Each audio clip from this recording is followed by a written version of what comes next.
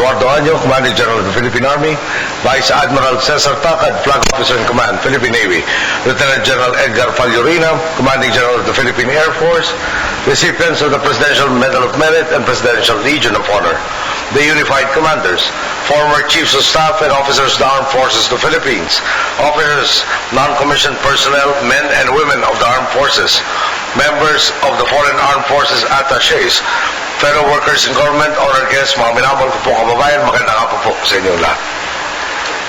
Ito na po ang muling pagharap ko sa inyo bilang inyong Commander-in-Chief. Siyempre, hindi natin maiiwasang balikan ang ating mga pinagdaanan at pinagsamahan. Kung naalala ninyo, noong magsimula tayo, ang sabi natin, pwede na muling mangarap. At sa mga nagdaang taon, sama-sama nating binago ang imahen ng Armed Forces of the Philippines. Mula sa hukbong matagal nang napabayaan, pinatibay natin ang inyong hanay upang maging mas moderno at mas malakas ang kakayang maglingkod sa mga mayroong Pilipino, ang ating pong mga boss. Talagang malayo na nga ang narating natin sa ating pagtaak sa Damatwid. Naalala ko po, noong ako'y nasa Kongreso pa, dumalo ko sa hearing kung saan tinatalakay ang pagbili ng isang C-130. Ang malungkot na katotohanan nun, ni Segundo Mano ay wala tayong pambili. Ngayon, kita naman po nyo, meron na tayong 4 at may isa pang paparating. Itong nakaraang buwan, dumating na rin ang BRP Tarlac, ang pinakamalaki na nating barko. Sa kauna-unahang pagkakataon, mayroon tayong sasakyan pandagat na pwede magsilbing ospital at command center sa panahon na sa una. Sa nagdaang 6 na taon, para sa inyong modernisasyon, nakapaglana tayo ng suma total 65.89 billion pesos at nakapagkumpleto ng 70 proyekto. Malayong-malayo ito sa 45 kabuang bilang ng mga proyektong naipatupad sa nagdaang 3 administrasyon na nagkakahalagang 31.75 bilyong piso.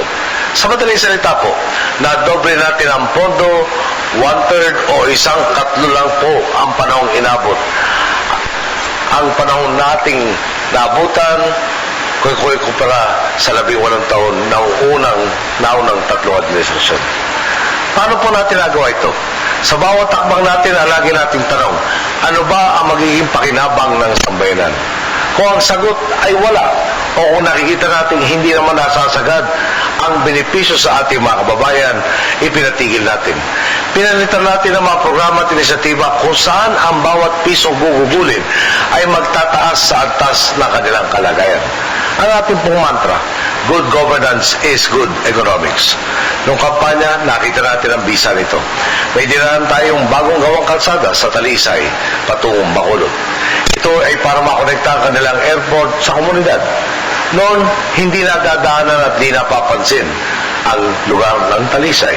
Ngayon, dahil nga po sa kalsada, itatayo na ang iba't ibang establishmento doon, tulad ng mga tirahan, tindahan, mga pabrika, opisina at iba pang mga gusali.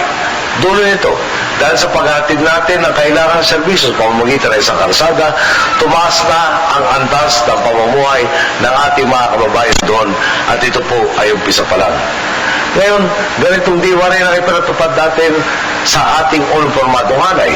Sa tamang pamamahala at tamang paglalaan ng pondo, naging makasaysayan ang modernisasyon ninyo. Yung ilang mga dating pinapangarap lang natin, tanga na natin ngayon. Ang maganda pa, hindi lang kayo tumatanggap ng biyaya mula sa Estado. Sinusuklian ninyo ito ng karampatang serbisyo. Sa huli, naging virtuous cycle po ito. Nagtutulungan ang lahat at sa dulo, Pilipino ang panalo. Dahil sa ambag ng bawat isa sa inyo, nakatatak na ngayon sa sambayan ng Pilipino ang uniformadong hanay na talagang masasagdalan at maasahan, lalo na sa mga panahon ng pangangailangan. Sa araw-araw na ginawa ng Diyos, ipinapamana sa inyo ang diwa at tunay na ibig sabihin ng salitang dedikasyon. Gaano man kahirap ang tungkulin, anumang kagamitan ang hawak ninyo, ni minsan hindi ako nakarinig sa inyo ng palusot o pagdadahilan. Bagkus, lagi ninyo itong taas noong hinaharap at sinasagad ang inyong kakayahan para magampanan ang trabaho. Yan naman po. Sa ngalan ng bawat kababayan nating naisalba, natulungan o napanatag ninyo ang loob, maraming salamat. Sa kabila ng mga napagtagumpay natin, tiwala akong hindi kayo magiging kampante. Meron nga pong isang kaisipan at ang sabi, if you do not grow, you stagnate. And after that, you deteriorate. Halimbawa na lang sa isang sagupaan. Pag natalo ang isang hanay, responsibilidad ng pinuno na pag-aralan ang nangyari. Saan ba tayo nagkamali? Ito ang kailangan natin iwasto. Saan ba tayo nagkulang? Ito naman ang kailangan natin punuan. Ang magaling na pinuno, tinitingnan ang natapos ng laban, pero nakahanda na nakatutok para sa darating pang mga laban. Balikan natin ang naging misyon sa Ayungin Sul. Nagkaroon ng pagtatakang harangin ang paghahatid ng mga kinakailangang supply ng ating mga marino nakadestino sa BRP Sierra Madre. Alam naman natin, ang katungkulin nating bansa sa West Philippine Sea, lamang na lamang sa kagamitan.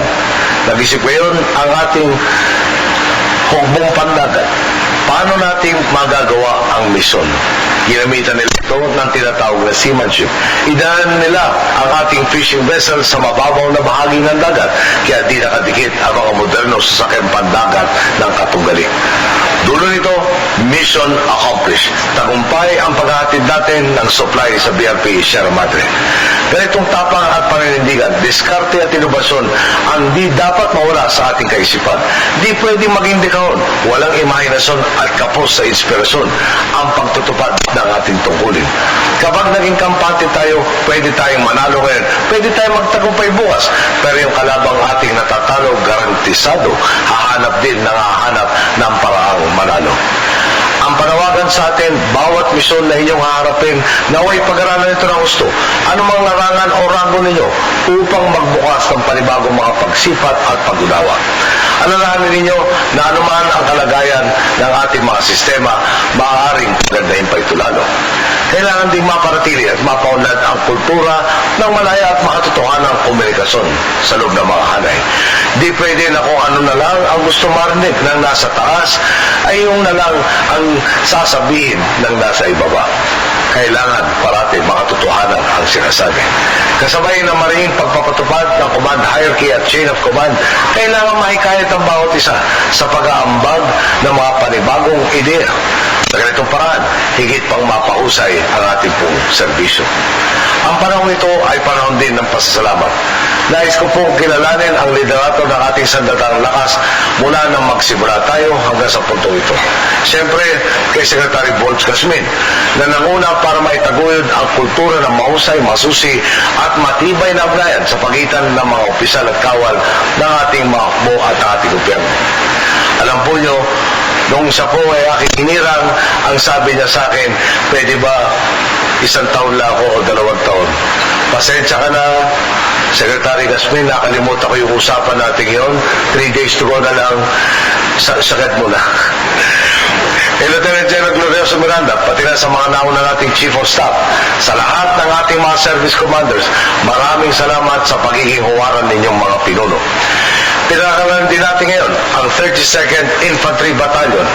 Nung pumutok ang Zamboanga Siege, sila po ay kasalukuyan dapat nagte-training doon. Bigla na lang sila ang itinalagang humarang sa masasamang balak ng rogue MNLF forces at na-stabilize sila ang sitwasyon habang pinapapasok pa ang iba nating mga units. Sa kasalukuyan, pati sa enkwentro ngayon, laban sa Abu Sayyaf Group, sila na naman ang pumupronta. Sabihin mang ordinaryong infantry battalion sila, kita naman natin lahat, talagang masigasig nilang tinutugis ang mga kalaban ng lipunan. Sasamantalahin ko na rin po ang pagkakataon ito para sa pasalamatan ang ating PSG sa pangunguna ni Rear Admiral Raul Obando. Alam niyo na rin to, unang linggo niya bilang bagong hepe ng PSG, napasabak na sa kagad sa Zamboanga Siege. Pagkatapos, sumunod pa ang lindol sa Cebu at Bohol sa susunod na buwan. Pagkatapos sa mampuron, baka kulang pa ang aksyon niya, sinamahan na rin ng Bagyong Yolanda. Isama pa dyan ang pagbisita ng mahal na Santo Papa at Pangulong Obama, pati na ang naglalaki ang pagtitipon dito tulad ng APEC at ng World Economic Forum. Matikat talaga ang alaala ko sa nangyaring krisis sa Zamboanga. Noong mga panahon yun, kailangan natin iangat ang mga moral ng ating mga kababayan. Sabi ko po sa kanya, tutuloy tayo sa stadium kung saan nandun ang mga napilitan lumikas.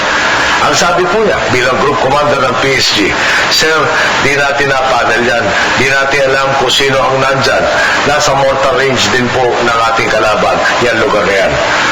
Ang tugon ko naman, kailangan natin mag-lead from the front. Bilang Pangulo, kailangan mapuntahan natin anumang bahagi ng bansa. Kailangan tayo ng ating mga kababayan. Gawin mo na ang kaya mong gagawin. Bahala ng Diyos sa atin at sa hindi natin kaya. Ang tanging sagot sa akin na ating pong group commander, yes sir. Nakita niyo naman, talagang nagpakitang gilas ang ating group commander at ang buong PSG. Kaya naman naging matiwasay at matagumpay ang operasyon natin ngayon sa Zamboanga. Kaya naman sa mga bubo ng PSG, sa bawat takbang sa Daang Matuwid, naging panatag ang loob ko dahil nariyan kayo at laging nagpapamalas ng profesionalismo at maayos sa pakikipag-ugnayan sa ating pong security sector. Sa inyong lahat po, maraming salamat. Kinikilala rin natin ngayon ang ilan sa aking mga naging aide de camp. Siguro ang iniisip na iba, ang sarap ng buhay maging aide ng Pangulo. Ang di po alam na marami, sila ang katapat at unang tagasalo ng stress, pati minsan ng init ng ating ulo. Pag may nangyari sa gitna ng gabi, tulad na lamang nung Arab Spring, ang dami natin kinailangan ay iabilin. At sinong nandun ang ating pong aide de camp? Ano nangyari? Ginising ng alas 2, binigyan ng misyon na dapat matapos ng 7:30 na umaga. Lahat ng ating mga tanong, inilista. Inintindi na mabuti para maipasa sa mga kalihim na kailangan nating makausap para maayos ang problema ng mga kababayan natin sa gitnang silangan. Sa mga sandalingan, ang aking assistant at mga aide ang aking katuwang at inaasahan. Alam mo nyo, maliban na nga doon sa pagpapaliwanag sa akin kung paano magbasa ng ating mga mapa, lalo na sa mga grid coordinates, paaral ng mga simbolo ng ating mga pwersa, lalo sa kasalukuyang Operasyon Sulu, talaga naman pong ibinahagi nila ang kanilang pinagsarayan. Sila na rin po ang nagbibigay sa atin ng pananaw, hindi po ng pinakamatatas sa rangko, pero hinahabol na rin po doon sa pinakamababa rangko, malaman natin ang estado ng palaisipan at kaisipan ng ating buong hanay. Alam mo nyo, ultimo kung minsan, pati ayos ng barong, pati kung magulo po ang natitira natin buhok, kailangan din nilang asigasuin. Kung patong-patong ang iniisip ko, talagang sila ang karamay ko. Sana po pagtapos ito, pag sila'y nagpapahinga sa kasama ng kanilang mga asawa at mahal sa buhay, baka hanapin po nila yung patong-patong na problema pag nanood ng TV, sabay-sabay na channel ang panoorin, wala akong makaintindi sa kanilang pinapanood. Sa akin nga po, totoong nagkaroon ng sistemang may aid ng Pangulo para tulungan sa trabaho ang nakupo. Pero nililiwanag rin po ko, sinasanay din sila kung paano magdesisyon ang mga nasa taas nila at kung paano maglatag ng mga solusyon. Para pagdating ng panahon, talagang hubog na sila sa serbisyo. Kaya naman, sa lahat ng aking mga naging aid, binabati ko kayo at muli, maraming salamat sa inyo. Mga kasama, bago natin tahakin ang Daang Matuwid, ang inyong dedikasyon at idealismo ang ginamit ninyong pampuno sa inyong mga kakulungan sa kagamitan.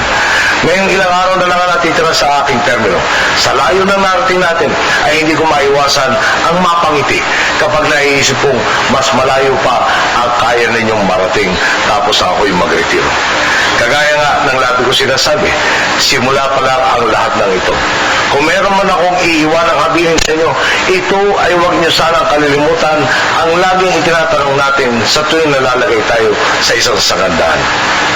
Paano ito nakakatulong sa sambayan ng Pilipino?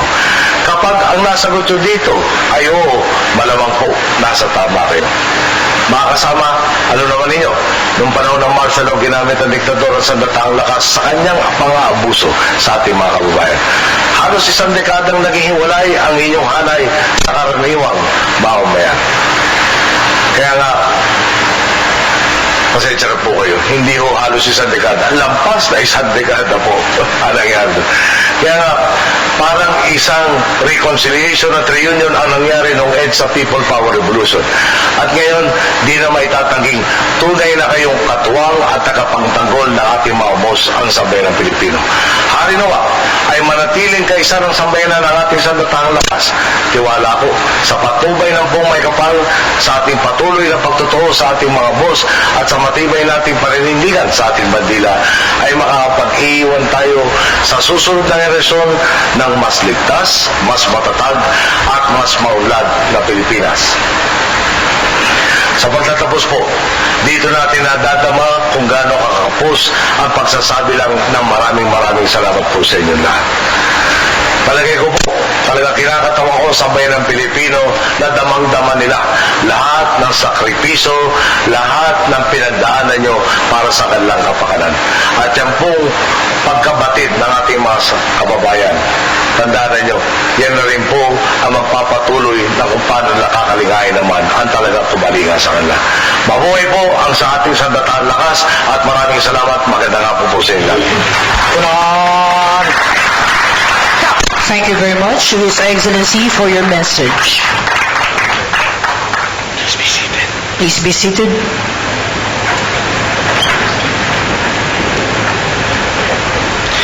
We shall proceed with the pass in review. Halipunaan sa malikod.